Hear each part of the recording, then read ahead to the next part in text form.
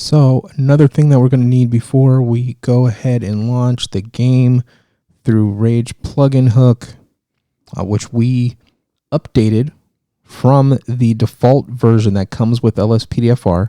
If you were paying attention, you'll recall that when we copied over our LSPDFR folder, it had this file, it had a RAGEPluginHook file in it.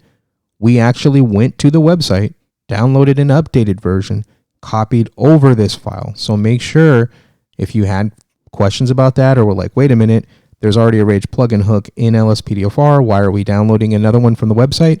That's why. The one that's in LSPDFR may not be the most up-to-date version. So you want to make sure you go to the website, which we'll have in the link section, and grab the latest version and copy over the version that is in LSPDFR. Do that.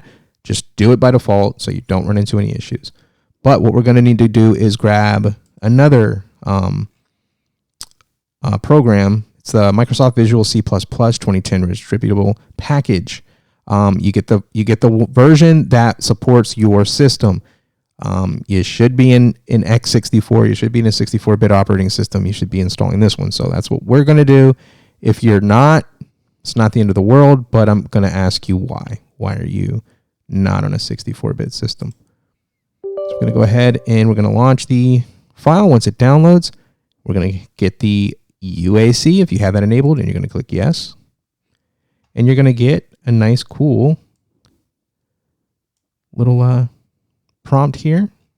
And there's going to be user agreements. Like always, you can print that, save it, read it later, or not read it at all. But I have read and accepted the terms. Then you can, yes, send information about my setup to Microsoft Corporation. I choose to not do that and hit install. All right, installation is complete. Let you know what's up. And you can hit finish. And you can go ahead and close out of that. Now what we want to do is we want to place a RAGEPluginHook shortcut on our taskbar. And to do that, right click on it, go to send to, you pick desktop. And what that will do is it will create a shortcut on your desktop. What we'll do is we'll rename it RAGEPluginHook. Boom. We'll take it and drag it, click and drag until it says pinned to taskbar, and then we'll release, and boom, there it is. Now we can delete this one. Delete. Now we can go ahead and attempt to launch.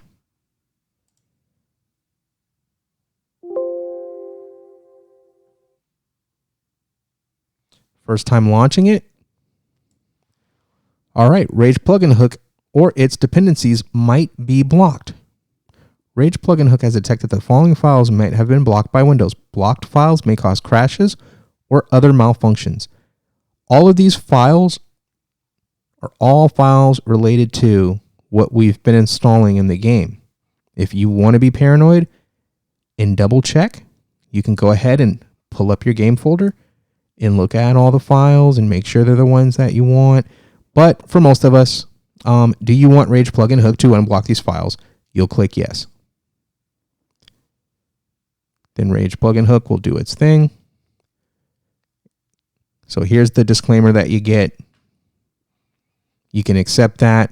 You can exit without accepting, but then you won't be able to play the game. So we're going to click accept. It's going to do its first time thing. Here we go. This is one of the most important things that you're going to run into with the game. Outside of copying your game folder, it's going to save you a lot of trouble. So will this. Back up your game version. I don't even understand why they even ask you. The answer is yes. What this will do is it will back up the current version of Grand Theft Auto that you have. It will save it so that just in case an update to GTA, because we can't control that. We can't control what Rockstar does. Rockstar could say, you know what? We hate LSPDFR and their community. Let's break the game for them and then start pushing updates. Thankfully, they don't feel that way because I just believe that us doing this actually keeps the game alive. So if you want to blame anybody for the fact that GTA 6 is taking forever to come out, it's all of the LSPDFR players that are causing that. We're keeping the game, we're keeping an old game alive and relevant. So why develop a new one? But anyway, this is the version that we have. You're going to click yes because it will save your backup of the current version that you have that is compatible with LSPDFR. So it's done that. It's backed it up for us. So now we are at the configuration. This is the first time setup configuration. So it tells you what game version you have.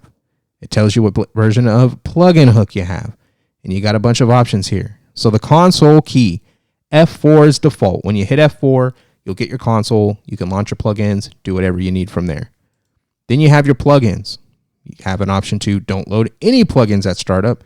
And then you have an option to load all plugins at startup. And an option to load plugins at startup, which would just be this. So we're going to click that to load. But then I usually do load all plugins at startup. Advanced settings. I kind of leave all this stuff alone. Game settings. So this is where you can revert your game back when you save your game file. But I kind of leave all that stuff alone. I leave all this stuff kind of alone. I do like to force DirectX 11 because I don't want it messing around. Let's see, disable audio processing for graphics.